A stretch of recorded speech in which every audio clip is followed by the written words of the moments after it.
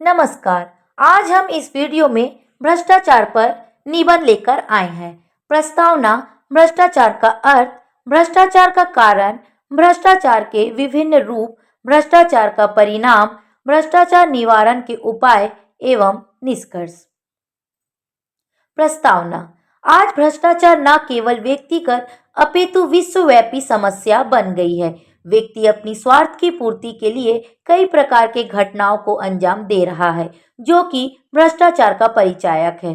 भ्रष्टाचार में मुख्य रूप से रिश्वतखोरी एवं गबन जैसी गतिविधियां शामिल है। इसके अलावा कार्यों में कर्तव्य पालन की कमियां, अन्य कई प्रकार की गतिविधियां भी शामिल हो सकती है। भ्रष्टाचार का अर्थ भ्रष्ट अथवा बिगड़ा हुआ आचरण, अर्थात ऐसा कार्य जिसमें व्यक्ति अपनी शक्ति, सत्ता एवं स्थिति का प्रयोग जन सामान्य की लाभों की अपेक्षा अपने व्यक्तिगत लाभों के लिए करता है, वह भ्रष्टाचार कहलाता है। भ्रष्टाचार में व्यक्ति या व्यक्ति का समूह नियम, कानून एवं संविधान के अनुरूप कार्य नहीं करता है। भारतीय दंड संहिता की धारा 161 में इस प्रकार है कि जो शासकीय कर्मचारी होते हुए अपने या अन्य किसी व्यक्ति के लिए विधिक पारिश्रमिक से अधिक घूस लेता है या लेने का प्रयत्न करता है।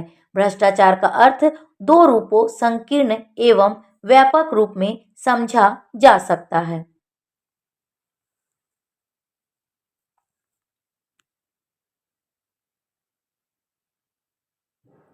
संकीर्ण रूप में इसका अर्थ केवल घूस अथवा आर्थिक लाभ प्राप्त करना माना जाता है, जबकि व्यापक रूप में भ्रष्टाचार अपने निजी स्वार्थपूर्ण उद्देश्य के लिए सार्वजनिक पद अथवा सत्ता का दुरुपयोग करते हैं, जिसमें सभी अमानवीय क्रिया जो एक मनुष्य से दूसरे को हानि पहुंचाती है, भ्रष्टाचार कहलाता है। भ्रष्टाचार का कारण: पहला, लाल फीताशाही। सरकारी दफ्तरों में काम नियम कानून के कारण विलंब से होती है, जिससे लोग अपना काम जल्दी कराने के लिए घूस देते हैं और भ्रष्टाचार बढ़ता है। दूसरा, वेतन में विषमता। भारत में कर्मचारी के वेतन में विषमता है, जिसके कारण कर्मचारी अनुचित साधनों से आमदनी करता है, जिससे भ्रष्टाचार बढ़ता है। तीसरा, नैतिक मूल्यों का ह्रास। ईमानदारी से धन कमाना कठिन होता है, जिसके कारण व्यक्ति शीघ्र धन कमाने के लिए अनैतिक उपायों का सहारा लेता है, जिससे भ्रष्टाचार बढ़ता है। चौथा, नौकरशाही का विलासी जीवन। अधिकारी एवं कर्मचारी वर्ग अपनी विलासितापूर्ण जीवन बिताने के लिए भ्रष्ट तरीके से धन कमाने का रास्ता निकाल लेते हैं, जिससे भ्रष्टाचार बढ़ता है। पांचवा, दुर्बल नियंत्रण प्रणाली। भारत की नियंत्रण प्रणाली गैर जिम्मेदार, अकुशल है। भारत में प्रशासनिक कार्य किए बिना कठोर नियंत्रण के राम भरोसे ही चलते रहते हैं, जिससे भ्रष्टाचार अबाध रूप से चल रहा है। भ्रष्टाचार के विभिन्न रूप: लाइसेंस, परमिट के बदले रिश्वत लेना, प्रशासनिक कार्य को तेज करने के लिए दिया गया स्पीड मनी भ्रष्टाचार का रूप है। दूसरा, सरकारी नियुक्ति, ट्रांसफर के लिए गैर कानूनी रूप से धन लेना।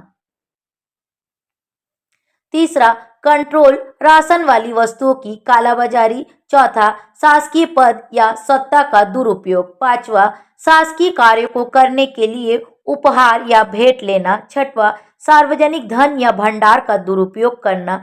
सातवां, चुनाव के दौरान पैसे, उपहार, मादक पदार्थों को बांटना।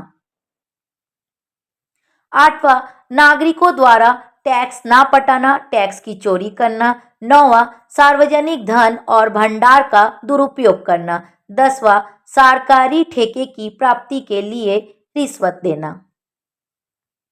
भ्रष्टाचार का परिणाम: पहला, लोकतंत्र का कमजोर होना। भ्रष्टाचार के कारण व्यक्ति, सरकारी तंत्र, विभिन्न कंपनी, देश की सरकार से विश्वास उठता जा रहा है, जिससे लोकतंत्र कमजोर होता जा रहा है।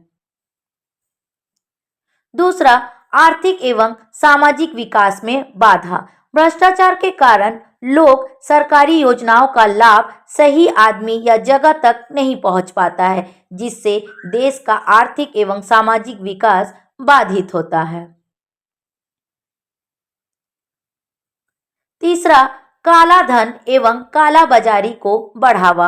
भ्रष्टाचार के कारण भ्रष्टाचार करने वाली व्यक्ति के पास अवैध संपत्ति एवं धन जमा हो जाता है, जिससे देश में काला धन बढ़ जाता है तथा वस्तुओं को छिपाकर अवैध रूप से अधिक दामों पर बिक्री की जाती है, जिससे काला बाजारी बढ़ती जाती है। चौथा, भाई भतीजावाद को बढ़ावा। भ्रष्टाचार के कारण निजी लोगों को नौकरी, उच्च पदों एवं मंत्री पदों पर बैठा दिया जाता है, जिससे भाई भतीजावाद को बढ़ावा मिलता है।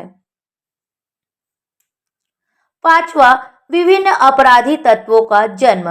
भ्रष्टाचार के कारण आज हर कार्य घूस लेकर किया जाता है तथा अयोग्य लोगों को उच्च पदों पर आसीन होना, जिससे युवाओं में असंतोष बढ़ता जा रहा है। परिणाम स्वरूप नक्सलवाद, आतंकवाद, चोरी, डकैती जैसे अपराधी तत्व बढ़ता जा रहा है। भ्रष्टाचार निवारण के उपाय। भ्रष्टाचार को उजागर करना। भ्रष्टाचार के विरोध में जबरदस्त लोकमत उत्पन्न किया जाना चाहिए ताकि भ्रष्टाचार के दुष्कर्मों का भांडाफोड़ किया जा सके।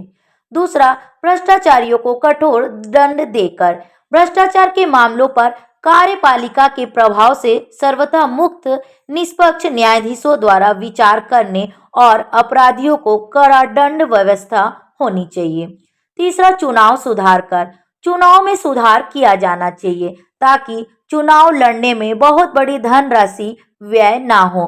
जब तक चुनाव धन से लड़े जाएंगे तब तक भ्रष्टाचार चलता रहेगा। चौथा, नियमों तथा कानूनों का कड़ाई से पालन। मंत्रियों, सरकारी प्रशासकों एवं कर्मचारियों के लिए निश्चित आचार संहिता का निर्माण तथा संविधान निर्मित नियम कानूनों का सही ढंग से पालन होना चाहिए। पांचवा, लोकपाल कानून को सशक्त बनाकर। लोकपाल कानून भ्रष्टाचार शिकायतों को सुनने का काम करता है।